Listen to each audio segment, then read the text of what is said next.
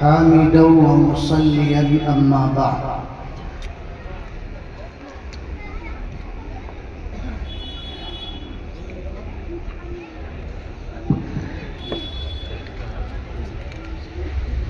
أعوذ بالله من الشيطان الرجيم. بسم الله الرحمن الرحيم. قل يا عبادي الذين أسرفوا على أنفسهم لا تقنطوا من رحمة الله إن الله يغفر الذنوب جميعا إنه هو الغفور الرحيم. صدق الله العظيم. اسٹیج پر موجود موقر علماء کرام، ائمہ کرام اور حاضرین جلسہ،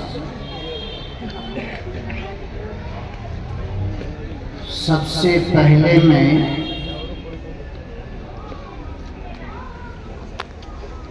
جلسہ دستار بندی کے موقع پر مدرسہ اسلامیہ تعلیم القرآن کے جملہ اراکین کمیٹی اساتذہ کرام کو مبارکباد پیش کرنا چاہتا ہوں کہ انہوں نے اس گھنی آبادی میں جہاں جہالت عام ہے، مزدور طبقہ کے لوگ بہت زیادہ ہیں، ایسی آبادی میں علم دین کا ایک چراغ روشن کیا، اور یہ چراغ اتنا روشن ہوا کہ اس کی روشنی میں تربیت پانے والے حفاظ کرام کی ایک فہرست آپ کے سامنے. ابھی ہفتہ دو ہفتہ پہلے اسی تعلیم القرآن کے اندر خطابت کا ایک مسابقہ ہوا تھا. اس وقت موقع نہیں تھا کہ میں اپنے قلبی تاثر کا اظہار کر سکوں. اس مجمع عام میں یہ بتلانا چاہتا ہوں کہ تعلیم القرآن میں اور اس کے پروگرام میں میرے دل پر ایک گہرا اثر ڈالا. اس کی وجہ یہ ہے کہ میں بڑے بچوں کے پروگرام میں شریک ہوتا رہا، لیکن اتنے چھوٹے اور معصوم بچوں کے مسابقہ خطابت میں پہلی بار شرکت کا موقع ملا. بچوں نے اتنا عمدہ پروگرام پیش کیا، تقریریں پیش کی، ان کا انداز بھی قابل دید تھا، ان کی تیاری بھی بڑی شاندار تھی.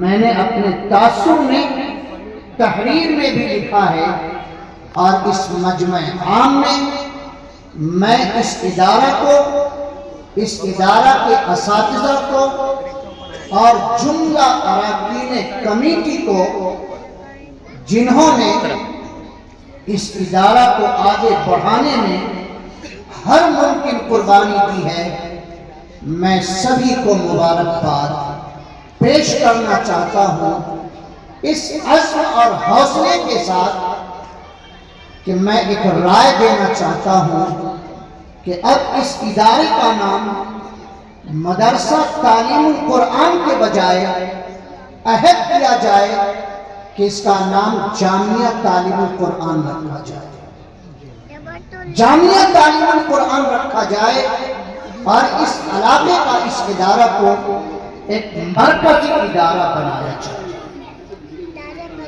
میرے دوستو، قرآن کریم کی عظمت، قرآن کریم کے رفعت و بلندی کے تعلق سے مختلف پہلو سے آپ کے سامنے مختلف باتیں آ چکی ہیں، اور مجھے امید ہی نہیں بلکہ یقین ہے کہ جہاں قرآن کی عظمت و رفعت پر کلام کیا جائے، قرآن کی فضیلت بیان کی جائے، قرآن کے حال و احوال بیان کیے جائیں، اس کے گہرے اثرات قلوب پر پڑتے ہیں۔ اس لیے میں ذرا سا ہٹ کر اسی قرآن کا ایک پیغام آپ کے سامنے دینا چاہتا ہوں۔ وہ پیغام یہ ہے کہ قرآن کی عظمت و رفعت کے تعلق سے جو آپ کے دل میں خوف پیدا ہوا ہے، خشیت الہی پیدا ہوئی ہے، تو آج اسی مجلس میں ہمیں اپنے گناہوں کی معافی کا طریقہ کیا ہے، ہم اللہ سے اپنے گناہوں کو معاف کس طرح کرائیں، اس تعلق سے چند باتیں بیان کروں گا۔ عزیز ساتھیوں، رات و دن کے اس 24 گھنٹے میں اللہ تعالیٰ کی طرف سے ہمارے اوپر بے شمار رحمتیں نازل ہوتی رہتے ہیں۔ اللہ ہمیں بے شمار نعمتوں سے نوازتا رہتا ہے، اللہ ہمیں بے شمار خوشیاں عطا کرتا رہتا ہے۔ اس کا تقاضا یہ ہے کہ ہم اللہ کی رحمت کے صدقے میں، اللہ کی عطا کردہ نعمت کے صدقے میں، اللہ کی عطا کردہ خوشیوں کے صدقے میں ہر وقت ہم اللہ کی شکر گزاری میں لگے رہیں، ہر وقت ہم اللہ کی عبادت میں لگے رہیں، ہر وقت ہمارے دل میں اللہ کا خوف غالب رہے۔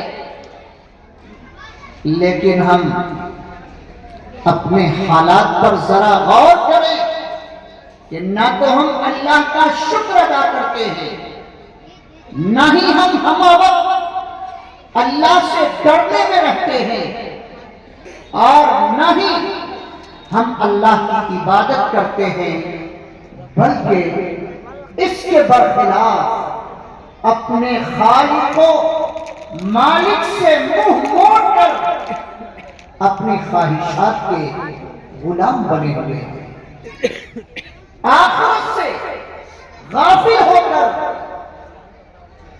ہم دنیا کے ہزاروں نشے میں مست ہیں، رب چاہی زندگی کے بجائے من چاہی زندگی کے عادی بن چکے ہیں۔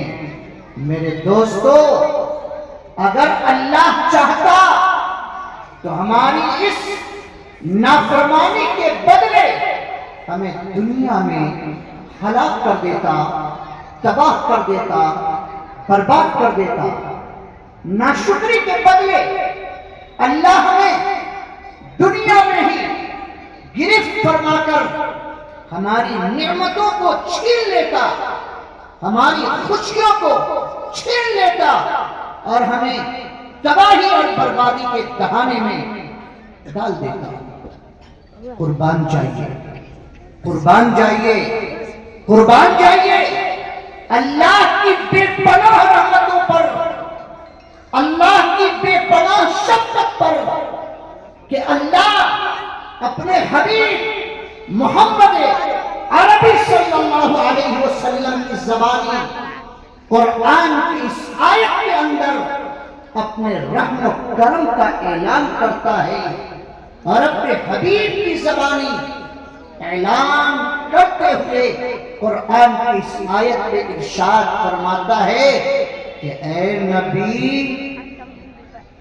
میرے گنہگار بندوں سے بتلا دیجئے، میرے نافرمان بندوں سے بتلا دیجئے، میرے ناشکر گزار بندوں سے بتلا دیجئے، لا تقنطوا من رحمت اللہ، کہ تم میری رحمت سے نا امید مت ہونا۔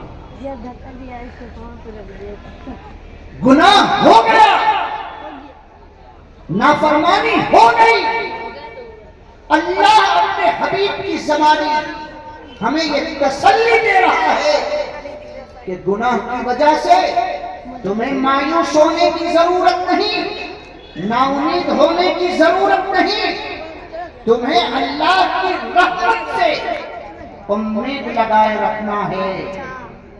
اگر تم اللہ کے حضور میں سچی توبہ کر لو گے، استغفار کر لو گے، رو کر گر گرا کر اللہ کے حضور میں اپنے گناہوں کی معافی مانگ لو گے، تو اللہ کہتا ہے ان اللہ یغفر الذنوب جميعا۔ رو کر تو دیکھو، توبہ کر کے تو دیکھو، استغفار کر کے دیکھو، اللہ وعدہ کر رہا ہے کہ اللہ تمہارے سارے گناہوں کو معاف کر دے گا، درگزر کر دے گا۔ اور آگے اللہ نے فرمایا انہ هو الغفور الرحیم۔ یاد رکھنا صرف اللہ ہی رحم کرنے والا ہے، اللہ ہی گناہوں کو معاف کرنے والا ہے، اللہ کے علاوہ تم پر کوئی رحم کرنے والا نہیں، اللہ کے علاوہ تمہارے گناہوں کو کوئی معاف کرنے والا نہیں۔ اس لیے آج کے اس جلسے سے میں آپ کو یہ پیغام دینا چاہتا ہوں کہ آپ اپنے گناہوں سے سچی توبہ کر کے، استغفار کر کے اپنے گناہوں کو معاف کروا لیجئے، اور اللہ کے یہاں متقی اور پرہیزگار بن جائیں۔ اب سوال پیدا ہوتا ہے کہ توبہ ہم کس طرح کریں؟ توبہ کا طریقہ کیا ہے؟ میرے حبیب محمد عربی صلی اللہ علیہ وسلم نے ارشاد فرمایا کہ اگر کسی بندے سے کوئی گناہ سرزد ہو جائے، گناہ سرزد ہو جائے اور وہ بندہ اپنے گناہ کو معاف کروانا چاہتا ہے، تو طریقہ یہ ہے کہ آپ وضو کیجیے، وضو کرنے کے بعد 2 رکعت صلاۃ التوبہ پڑھیے، اور پڑھنے کے بعد اللہ کے حضور میں اس عہد کے ساتھ توبہ کیجیے۔ اس عہد کے ساتھ اس کو سمجھ جو گناہ آپ سے سرزد ہو گئے ہیں، اس کے بارے میں سب سے پہلے آپ کو دل میں یہ بیٹھانا ہے کہ اس گناہ پر آپ کو شرمندگی ہو، ندامت ہو، پشیمانی ہو، اللہ کے حضور میں اپنی شرمندگی کا اظہار کرنا ہے کہ اللہ جو گناہ مجھ سے سرزد ہو گیا ہے میں اس پر نادم ہوں، شرمندہ ہوں۔ دوسری چیز توبہ کے لیے ضروری ہے کہ آئندہ اس گناہ کے نہ کرنے کا عزم مصمم ہو کہ اللہ جو گناہ مجھ سے سرزد ہو گئے میں اس پر شرمندہ ہوں اور دل میں یہ عزم کرتا ہوں، پختہ عہد کرتا ہوں کہ آئندہ ایسا گناہ میں نہیں کروں گا۔ اور جو برائی سرزد ہو چکی ہے اس کی اصلاح کرنی چاہیے، اور جو ہم تلفی ہو چکی ہے اس کی تلافی کرنی چاہیے۔ حق تلفی کی تلافی یہ ہے کہ آپ پر کسی کا قرضہ باقی ہے تو قرضہ ادا کیجیے، کسی پر آپ نے ظلم کر دیا ہے تو مظلوم سے معافی مانگیے، اور یہ کہیے کہ آئندہ میں تم پر ظلم نہیں کروں گا، آئندہ میں تمہاری حق تلفی نہیں کروں گا۔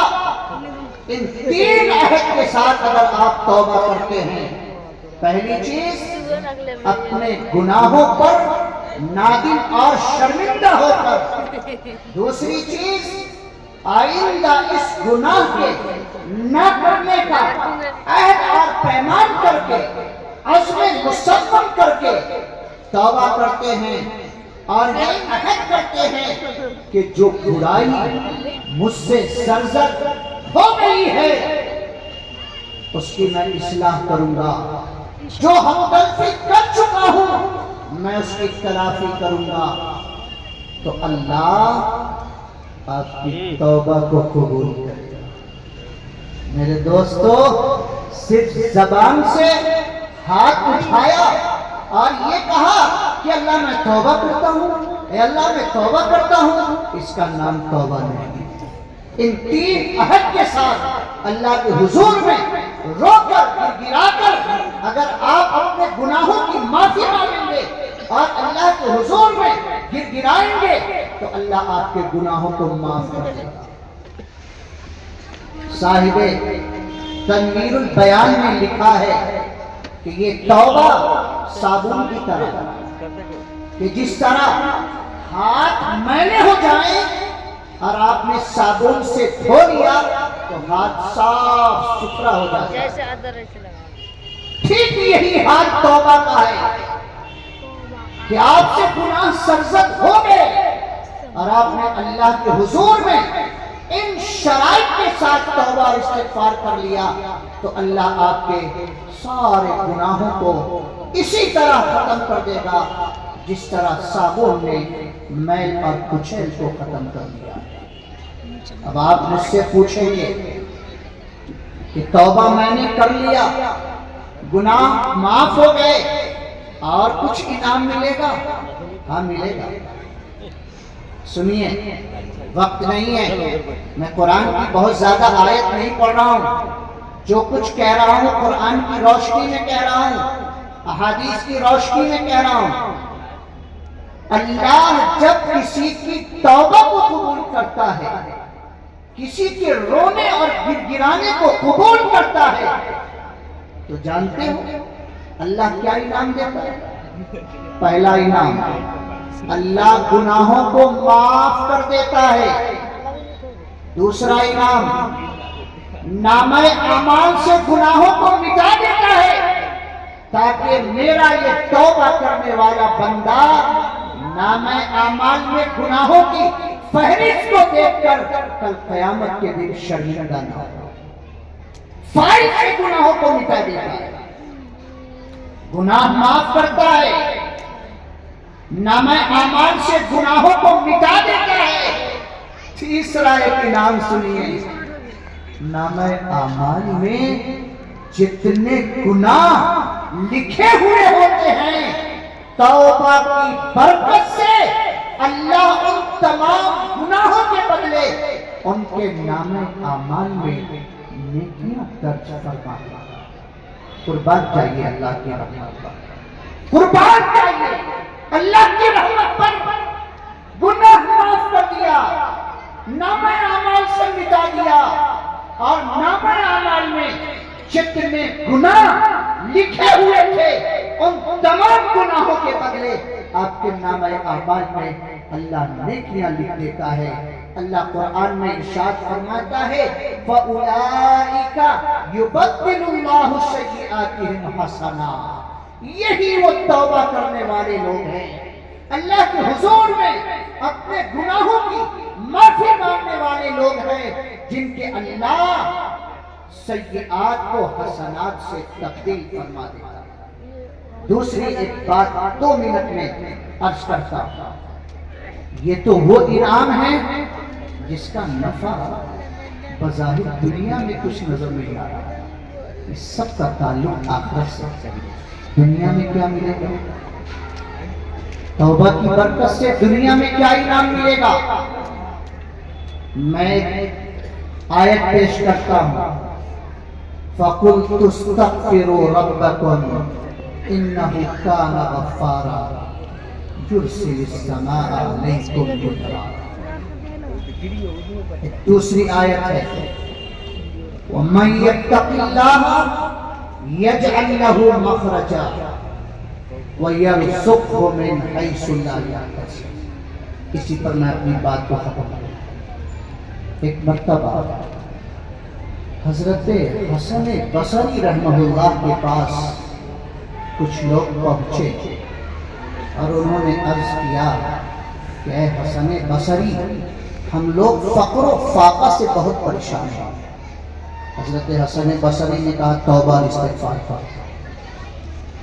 کچھ دنوں بعد ایک دوسری جماعت آئی اور اس نے کہا کہ ہم لوگ خشک سالی سے بہت پریشان ہیں، کھیت میں غلہ نہیں اگتا، پیداوار ختم ہو گئی، اس کا علاج؟